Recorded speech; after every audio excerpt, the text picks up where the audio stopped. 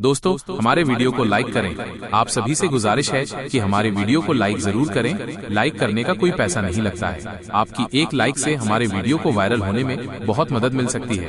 انشاءاللہ آپ کے سمرتھن سے ہمارا ویڈیو ضرور وائرل ہوگا۔ اگر آپ ہمارے ویڈیو کے بارے میں کچھ اور جانکاری دینا چاہتے ہیں تو کمنٹ میں بتائیں۔ اس کو پتہ ہے کس کو کیا دینا ہے اور اس کو وہ وہم پہنچا رہا ہے۔ انسان کو طرح طرح کے کھانے چاہیے، ایک کھانے سے ہی اکتا جاتا ہے۔ بھینس تو سویر شام دوپہر وہ چارہ ہی کھاتی ہے۔ کبھی اس نے کہا کہ کوئی ناشتہ تبدیل کر دو، سر جھکائے ہوئے وہ صبح بھی وہ کھا رہی ہوتی ہے، شام کو بھی وہ کھا رہی ہوتی ہے۔ لیکن انسان ہے وہ ایک چیز دو دفعہ کھائے تو وہ کہتا ہے یہ تو صبح بھی لی تھی۔ سوا دے کر ہی آئے جامع تغیر بھی ضروری ہے۔ کوئی رت ہو عمر بھر اچھی نہیں لگی۔ اس کی طبیعت میں تنوع ہے، کبھی کہتا ہے کہ مجھے کھانے کے لیے میٹھا چاہیے، کبھی کہتا ہے مجھے نمکین چاہیے، کبھی کہتا ہے چٹکارے دار چاہیے، کبھی لحمیات کی آرزو ہوتی ہے، کبھی سبزیوں کی طرف اس کا دل مائل ہوتا ہے، کبھی کہتا ہے کہ نہیں آج میں نے یہ لینا ہے، آج میں نے وہ لینا ہے، اور میرے اللہ نے اس کے لیے سارے انتظام کر رکھے ہیں۔ اللہ اکبر۔ اور جس کو ایک چاہیے اس کو ایک ہی دے رہا ہے، اور جس کو جتنا چاہیے اس کو اتنا دے رہا ہے۔ ہمیں تو ہنڈیا کے لیے آدھا کلو یا ایک پاؤ گوشت چاہیے ہوتا ہے، لیکن شیر کو میں نے افریقہ کے اندر لائیو ناشتے کرتے دیکھا ہے، اور وہ پورا حرم جو ہے وہ ہڑپ کر جاتا ہے، اللہ روز اسے دے۔ ہنس ایک پرندہ ہے، وہ سچے موتی کھاتا ہے، اور سچے موتی پنساری سے آپ لینے جائیں تو تولوں ماشوں میں ملیں، اور وہ بھی لاکھوں روپے میں، اور وہ بھی تیقن سے آپ نہیں کہہ سکتے کہ اس میں دو نمبری تو نہیں ہے، یہ واقعتاً صحیح ہے، چونکہ آج کل تو یہ چیزیں چلتی ہیں، لیکن اس کو پیٹ بھر کے چاہیے ہوتے ہیں صبح و شام دوپہر۔ اور دنیا کے اوپر ایک ہنس نہیں رکھا ہوا اللہ نے، لاکھوں ہنس کروڑوں ہنس دنیا پہ پائے جاتے ہیں، اور ان کو اربوں موتی روز چاہیے، اللہ روز عطا کر رہا ہے۔ تو یہ ہے اس کی ربوبیت، جس کو جو چاہیے وہ عطا کر رہا ہے۔ رب العالمین، تمام جہانوں کا پالنے والا ہے۔ رب کا معنی علماء نے یہ کیا ہے، حضرت عبداللہ ابن عباس فرماتے ہیں انہو مالک الدنیا وانہو مالک الآخرہ، یہ دنیا کا بھی مالک ہے اور آخرت کا بھی مالک ہے۔ رب یہ صرف دنیا میں ہی نہیں، آخرت کے اندر بھی اس کے خانے کرم پہ لوگ پل رہے ہوں گے، اور دنیا میں بھی اس کے خانے کرم پہ لوگ پل رہے ہیں۔ اب عالم کیا ہے؟ ما سوی اللہ کو عالم کہتے ہیں۔ علماء نے اس پر بہت کچھ لکھا، لیکن حضرت وہب بن منبہ رضی اللہ تعالیٰ عنہ فرماتے ہیں کہ 18,000 عالم ہیں، ان میں سے ایک عالم یہ عالم دنیا ہے۔ بہت ساری چیزیں ہیں، ہماری انسان کی پہنچ ہی وہاں تک نہیں ہے۔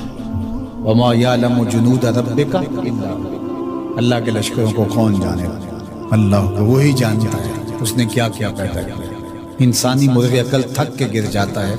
اللہ اکبر۔ تو کہا رب العالمین، تمام جہانوں کا پالنے والا۔ اچھا، یہاں رب المسلمین نہیں کہا گیا، رب المطیعین نہیں کہا گیا، رب المتقین نہیں کہا گیا، صرف نیکوکاروں کا، اچھے لوگوں کا رب ہو۔ جو نہیں مانتے وہ ان کا بھی رب ہے، جو انکار کرتے ہیں ان کا بھی رب ہے۔ اللہ اکبر۔ یہ اس کی ربوبیت کی شان ہے کہ وہ اپنوں بیگانوں کو سب کو نواز رہا ہے۔ اور اگر آپ کی توجہ ہو تو یہاں ایک جملہ اور کہنا چاہوں گا۔ رب کا لفظ جو ہے وہ واحد ہے، اور عالمین جمع ہے۔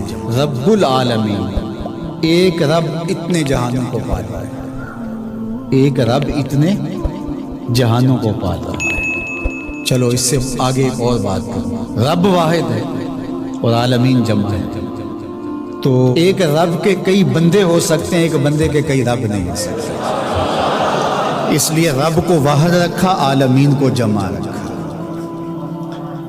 کیونکہ اگر ایک خادم جو ہے، ایک غلام 5-6 آقا رکھے تو ایک کہے پانی لے کے، اور دوسرا کہے کہ میرے حقے میں آگ بھرو، اور تیسرا کہے تو وہ کدھر جائے گا کدھر جائے گا، اور ایک آقا 100 خادموں سے بھی کام لے رہا ہے۔ تو رب کو واحد رکھا، عالمین کو جمع رکھا، اس لیے بندے کا رب ایک ہی ہو سکتا ہے، 360 نہیں ہو سکتے۔ رب ایک ہی ہوگا، اور ایک رب کے ہی بندے جو ہیں وہ ہزاروں ہیں۔ وہ تمام جہانوں کو پال رہا ہے۔ کیوں پال رہا ہے؟ کوئی ضرورت ہے اسے؟ جو بھی ہے، باپ اولاد کو پالتا ہے تو اس کے ذہن کے کسی گوشے میں ہوتا ہے یہ بڑھاپے کا سہارا۔ شاگردوں کو استاد پڑھا رہا ہوتا ہے، اس کے ذہن میں ہوتا ہے کہ کل یہ میرے کاج میں میرے ساتھ کھڑے ہو جائیں گے، میرے ساتھی ہوں گے۔ ملازموں کے ساتھ ان کا باس کھڑا ہوتا ہے تو ان سے کام لینا ہوتا ہے، غرض ہوتی ہے۔ تو اللہ اتنے جہانوں کو پال رہا ہے تو کیا غرض ہے؟ الرحمن الرحیم، محض رحمان ہے نا، اسے کوئی غرض نہیں، وہ رحمان اور رحیم ہے اور یوں ہی پال رہا ہے۔ جو نہیں مانتا اسے بھی پال رہا ہے اور جو مان رہا ہے اسے بھی پال رہا ہے۔ اللہ اکبر، وہ رحمان ہوا، وہ رحیم ہوا۔ ایسا نہیں ہوا کہ ایک بلی کو بہت زیادہ خوراک دے دی گئی اور وہ پھول پھول کے ہاتھی جتنی ہوگی، اور ایسا کبھی نہیں ہوا کہ ایک ہاتھی کو خوراک کم ملی اور وہ چوہے جتنی رہ گئی۔ جس کی جو فطری استعداد ازلی جو اس نے خود مقرر کی ہوئی ہے، اس کے مطابق اس کی گروتھ ہوتی ہے اور اس کے مطابق اس کی تربیت کرتی ہے۔ خلاصہ ہے پورے قرآن کا سورہ الفاتحہ، جو سارے مضامین ہیں پورے قرآن میں وہ سمٹ کے سورہ فاتحہ کے اندر آ گئے ہیں۔ تو اس کا آغاز اللہ کی حمد سے ہو رہا ہے۔ الحمدللہ، تمام خوبیاں اللہ کے لیے۔ کسی کے اختیاری حسن پر، کسی کے اختیاری جمال پر جو ثنا کی جاتی ہے، ستائش کی جاتی ہے، اسے حمد کہا جاتا ہے۔ کچھ خوبیاں اختیاری نہیں ہوتی، غیر اختیاری ہوتی۔ اگر کسی کا رنگ سفید ہے، نقوش تیکھے ہیں اور اس کی آنکھیں نرگسی ہیں، اس کے دیگر اعضاء کا توازن بڑا اچھا ہے، تو یہ اس کا اپنا کمال نہیں ہے۔ ایک شخص عالم ہے، اس نے پڑھا، محنت کی، آگے بڑھا، تو یہ اس نے محنت کر کے ایک چیز حاصل کی، تو اس کا وصف بیان کرنا اور اس پر ثنا کرنا یہ غیر اختیاری حسن نہیں ہے بلکہ اختیاری ہے۔ تو کمال وہ ہوتا ہے جو چیزیں اختیاری ہوں۔ تو اللہ جل شانہ کی حمد اس لیے کی جاتی ہے کہ اس کی چیزیں، اس کا حسن غیر اختیاری نہیں ہے، وہ اس کا اختیاری ہے۔ اللہ اکبر۔ تو کسی کے اختیاری حسن پر تعریف حمد کہلاتی ہے، اور اگر وہ نعمت کے مقابلے میں ہو تو وہ حمد شکر کہلاتی ہے، اور اگر نعمت کے مقابلے میں نہ ہو تو اس کو حمد کہا جاتا ہے۔ حضرت کعب احبار رضی اللہ تعالی عنہ فرماتے ہیں کہ الحمد کی تفسیر ثناء اللہ ہے، اللہ کی ثنا، اللہ کی تعریف۔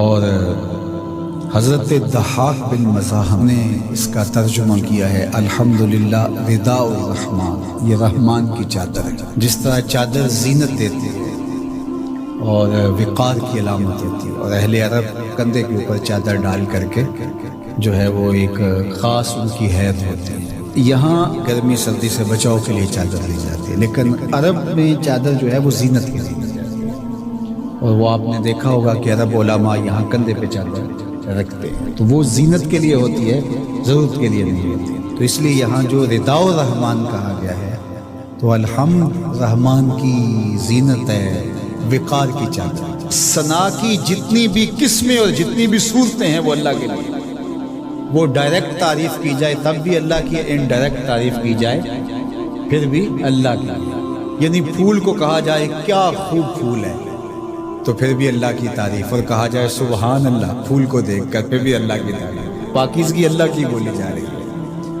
اور اگر اس کی درزوں کو، اس سے مہکتی نکلتی خوشبو کو، اس کے رنگوں کا جمال اور اس کی لطافت دیکھ کر کے کہ واہ کیا کھلا ہوا شگفتہ گلاب ہے، تو آپ گلاب کی تعریف کر رہے ہیں لیکن خالق گلاب کی تعریف کر رہے ہیں، یہ انڈائریکٹ تعریف۔ تو خوبی کی جتنی بھی صورتیں ہیں، چاہے وہ ڈائریکٹ ہو، چاہے وہ انڈائریکٹ ہو، چاہے وہ قولن ہو، رویتاً ہو، فعلاً ہو، جس طرح ہو، اللہ کی اس کی تم کیوں خوبیاں بیان نہیں کرو گے؟ الحمدللہ رب العالمین، وہ تمام جہانوں کو پالنے والا۔